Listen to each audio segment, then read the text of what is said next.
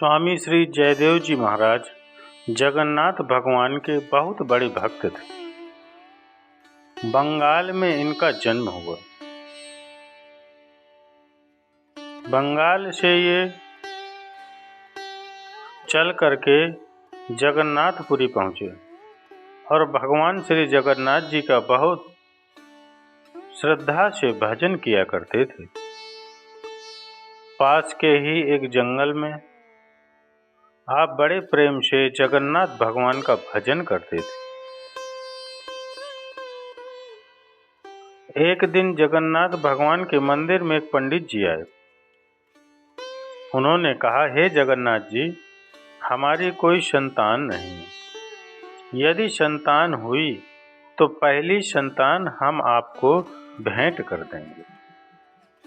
संयोगवश जगन्नाथ भगवान की कृपा से पंडित जी के घर समय पर एक बेटी का जन्म हुआ।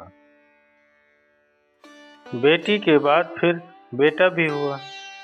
जब बेटी विवाह के योग्य हो गई तो पंडित जी ने जगन्नाथ भगवान के चरणों में लाकर अपनी बेटी को रख दिया। प्रभु, मैंने कहा था पहला बच्चा आपका, ये रही आपकी पहली बेटी, आपके चरणों में, आप जानो आपका काम। पिताजी जाने लगे। तब जगन्नाथ भगवान ने पंडित जी के स्वप्न में कहा, जाओ इस बेटी को जयदेव जी को देकर आओ। पंडित जी ने बेटी का नाम था पद्मावती। पद्मावती को लेकर के जयदेव जी जंगल में बैठे थे। उनके पास ले जाकर अपनी बेटी दे दी। महाराज, जगन्नाथ भगवान ने कहा है कि इस बेटी से आप विवाह कर लो। जगन्नाथ जी ने सुना, हे भगवान, जयदेव जी ने सुना, कहा, हे भगवान, हम तो बाबा जी हैं, भगवान का चिंतन कर रहे हैं और आप हमें गृहस्थी में उलझाना चाहते हैं। हमें ये गृहस्थी का चक्र नहीं चलाना। आप अपनी बेटी को लो और जाओ। पंडित जी बोले, भगवान जगन्नाथ जी का आदेश है। अब जयदेव जी संकट में पड़ गए। जगन्नाथ जी का आदेश है, अब पालन करें। तो गृहस्थी और गृहस्थ आदमी फिर, और जयदेव जी ऐसे थे कि एक वृक्ष के नीचे रात गुजार लेते थे, तो उस वृक्ष के नीचे दूसरी रात कभी नहीं गुजारते थे। अर्थात चलते फिरते संत थे। संत सुखी विचरंत मही, संत वही है जो विचरण करता हो। स्थिर होने से गंगा का पानी भी ठहर जाए तो गंदा हो जाता है, और बहाव में बहता रहे तो शुद्ध रहता है। बहने वाला व्यक्ति शुद्ध होता है, ठहरने वाला व्यक्ति शुद्ध नहीं होता। इसलिए पुराने संत आपने देखा होगा चलते ही रहा करते थे। आज यहाँ कल वहाँ। संत सुखी विचरंती मही, मही अर्थात पृथ्वी, पृथ्वी में विचरण करने वाले संत बहुत सुखी। जयदेव जी भी विचरण करते थे। अचानक शादी का प्रस्ताव आया। भगवान की कृपा हुई। अब ठुकराएं कैसे? चलो, जो भगवान की इच्छा। उन्होंने विवाह कर लिया। जब विवाह किया तो जो पद्मावती थीं वो भी परम भक्त थीं।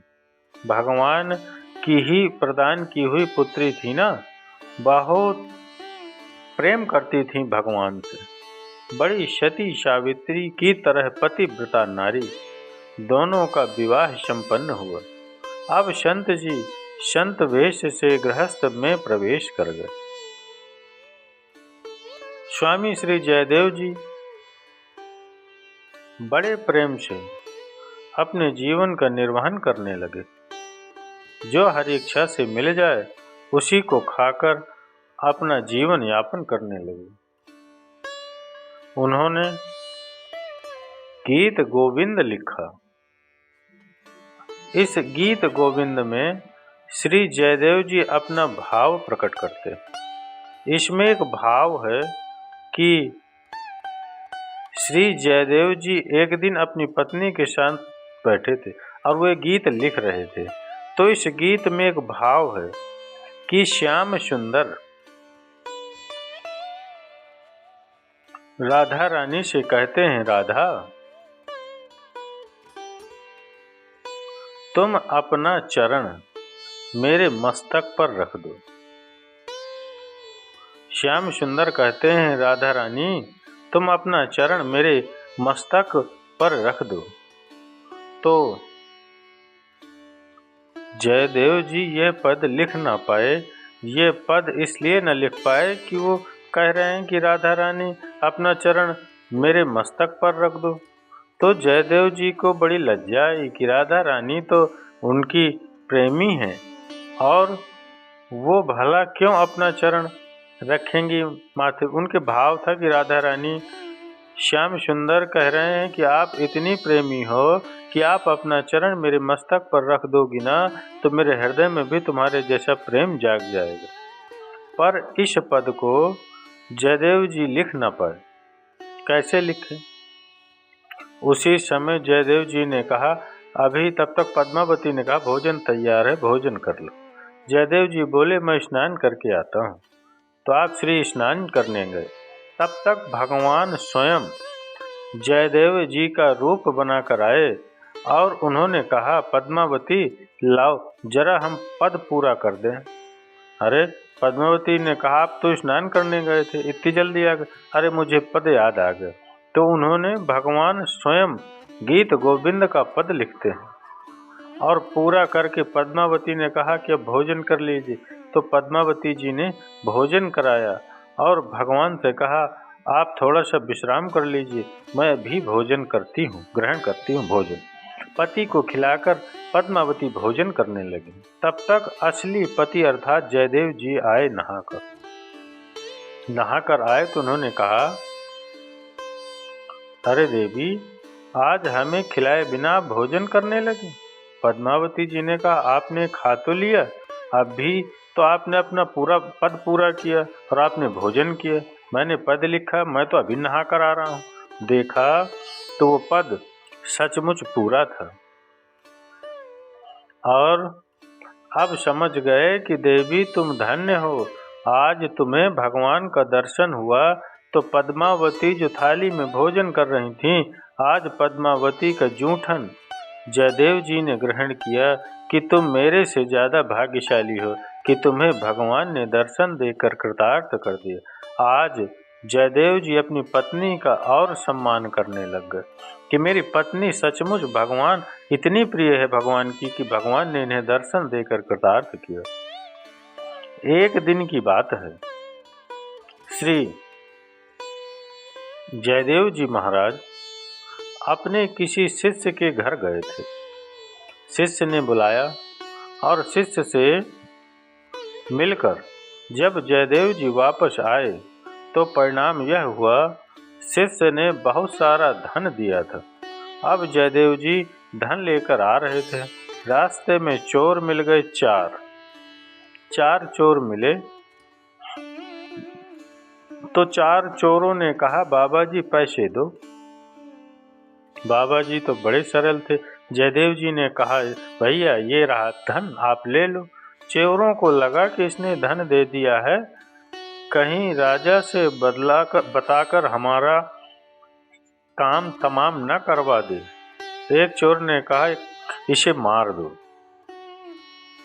जयदेव जी सुन रहे हैं, मार दो। एक चोर ने कहा, मारने से फायदा नहीं, एक काम करो, इसके हाथ और पांव काट दो। चोरों ने सचमुच जयदेव जी के हाथ काट दिए दोनों और पांव काट दिए दोनों, और पास में कुआं था पुराना सा, उस कुएं में जयदेव जी को फेंक दिया। पर जयदेव जी धन्य हैं, भगवान के भक्त हैं। इतना कुछ होने पर भी वो प्रसन्न रहे और भगवान का निरंतर चिंतन करते रहे। और वो कहने लगे, अच्छा जगन्नाथ जी, मैं आपका चिंतन करता हूँ तो आपने मुझे भी अपने जैसी बना लिया। जयदेव जी सचमुच जगन्नाथ भगवान के ही अवतार थे। जगन्नाथ जैसे हो गए, जगन्नाथ भगवान जैसे। उसी समय वहां से लक्ष्मण सेन नाम का एक राजा निकलता है। उस राजा ने देखा कि इस कुएं से बड़ा प्रकाश आ रहा है।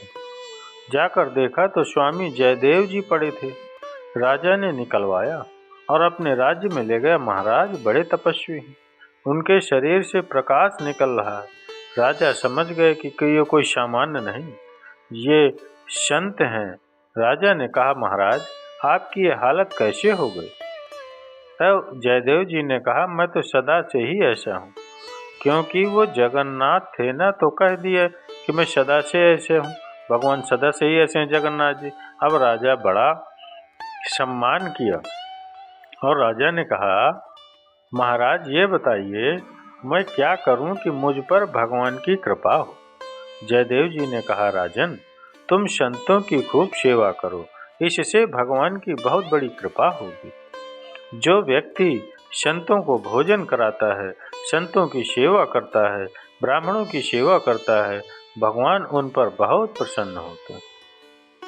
राजा ने खूब भंडारे खुलवाए और खूब बढ़िया चकाचक संतों की सेवा की। ढिंढोरा पिटवाया, सभी संत आओ, सबको भरपूर दक्षिणा दी जाएगी। अच्छा, वो चोर लोग जो थे ना, उन्होंने भी सुना कि राजा ने अपना भंडार खोला है, जो जाएगा दक्षिणा मिलेगा। तो चोरों ने बाबा जी का रूप बनाया, बढ़िया कपड़े पहने, तिलक विलक लगाया, कंठी और माला ली और राजा के द्वार पर आए।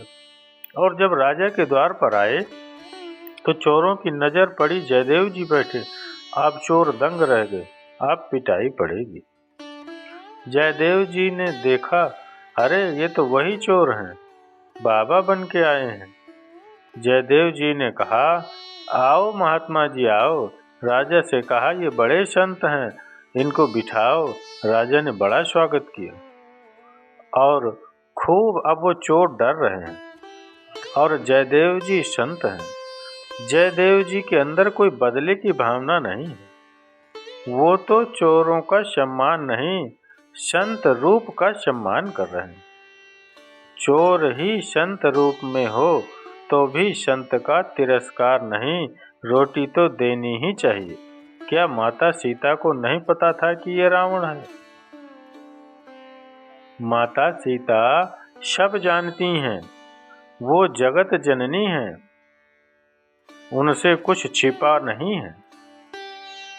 माता सीता जानती थी कि यह रावण है, परंतु संत रूप में है। सीता माँ यदि आज उन्हें रावण कहता, मुझे भूख लगी है, भोजन दो, तो सीता मैया ने कहा, आओ अंदर आके ले लो, ना बाहर आओ।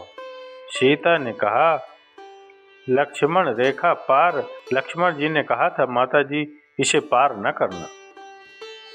तब सीता जी ने मन में विचार किया कि ये साधु रूप में रावण है, ये तो अंदर आ नहीं सकता, और यदि मैं बाहर गई तो मुझ में संकट आ जाएगा। पर एक बात है, संकट आएगा तो संकट टल जाएगा, पर यदि मेरे द्वार से कोई संत भूखा चला गया तो मेरे माथा पे कलंक लग जाएगा कि सीता के द्वारे पर कोई साधु आया तो सीता ने पेट भर भोजन तक नहीं दिया। अरे संकट आएगा तो टल जाएगा, पर अतिथि भूखा चला जाए यह मैं सहन नहीं कर सकती। तो माता सीता ने उस रूप संत स्वरूप का सम्मान करते हुए सीता माता ने फल उन्हें दिए और अंत में रावण ने उनका हरण कर लिया। स्वामी श्री जयदेव जी महाराज उन चोरों का बड़ा सम्मान करा। राजा से कहते, इनको बड़ी बढ़िया व्यवस्था करो ठहरने की। राजा ने ठहरने की, खाने की और सोना चांदी लाद दी। अब चोर बार बार राजा से कह रहे हैं, राजा जी हमें आज्ञा दो। अब राजा को लगा कि बार बार आज्ञा मांग रहे हैं। जयदेव जी समझ गए कि ये डर गए हैं, तो जयदेव जी ने कहा, राजा साहब इन्हें बहुत धन देकर विदा करो। राजा को लगा कि ये कोई महापुरुष है, बहुत धन देकर गाड़ी में धन भरवाया और अपने सैनिकों को कहा, जाओ इनके स्थान तक इनको छोड़ कर आओ, ताकि रास्ते में इनका धन कोई लूट न ले। अब वो चारों चोर वहां से प्राण बचाकर भागे और उनके साथ सैनिक थे। तो एक जगह रुके सब लोग।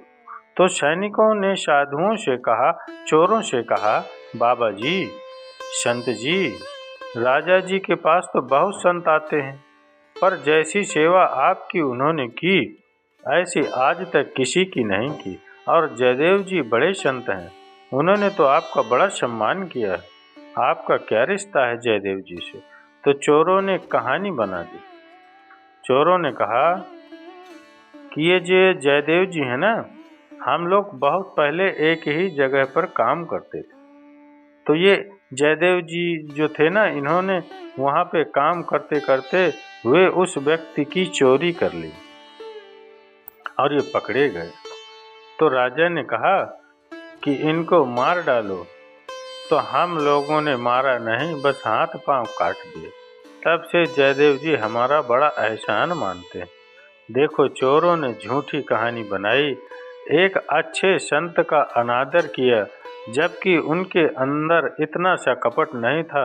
वो चाहते तो इन्हें मरवा डालते, पर संत हृदय नवनीत समाना, मक्खन के तरह संत का हृदय होता है, भला वो क्यों मरवाते? जयदेव जी ने तो कोई जवाब नहीं दिया, परंतु उन्होंने जब झूठी कहानी बनाई तो उनके अपराधों को पृथ्वी माता सहन न कर पाई और पृथ्वी फट गई और वो चारों चोर पृथ्वी में समा गए, समाप्त हो गए। अब वो सैनिक भागते भागते आए, राजा साहब, तो पृथ्वी फट गई और वो समा गए। तब राजा ने कहा, महाराज वो कौन थे? तब जयदेव जी ने कहा, महाराज वो चोर थे, उन्होंने मेरे ये हाथ पांव काटे हैं। मैं बताना नहीं चाहता, पर फिर भी उन्होंने अपराध किया तो पृथ्वी फट गई और वो समा गए। जयदेव जी ने उनके लिए भगवान से प्रार्थना की कि हे प्रभु, आपने क्यों उन्हें मार डाला? उन्होंने जैसे हाथ जोड़ने का प्रयास किया, जबने आप स्वामी जयदेव जी के हाथ और पांव भगवान जी ने वापस कर दिए। उनके हाथ और पांव ज्यों के त्यों हो गए। इस कथा का अर्थ क्या निकला? अर्थ यही निकला कि कोई हम पर अत्याचार करे, फिर भी हमें भगवान से ही प्रार्थना करनी चाहिए कि हे प्रभु, उनका मंगल हो, उनका कल्याण हो। आप किसी का कुछ मत बिगाड़िए, आपका कोई कुछ नहीं बिगाड़ सकता। हाथ वापस आ गए। अच्छा, एक दिन क्या हुआ, राजा की रानी और जयदेव जी की पत्नी, ये दोनों आपस में सत्संग किया करती थी। जयदेव जी की पत्नी पद्मावती ये सत्संग सुनाती थी, उनको कथा सुनाती थी। एक दिन ये बैठी कथा में और रानी को दासियों ने खबर दी, महारानी जी, आपके भाई दो थे, दोनों मर गए और दोनों की पत्नियां उनके लिए सती हो गईं।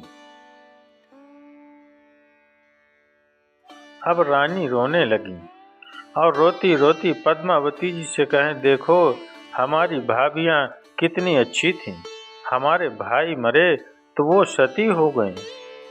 तो पद्मावती जी ने कहा, ये कौन सी बड़ी बात है, ये कोई प्रेम नहीं है।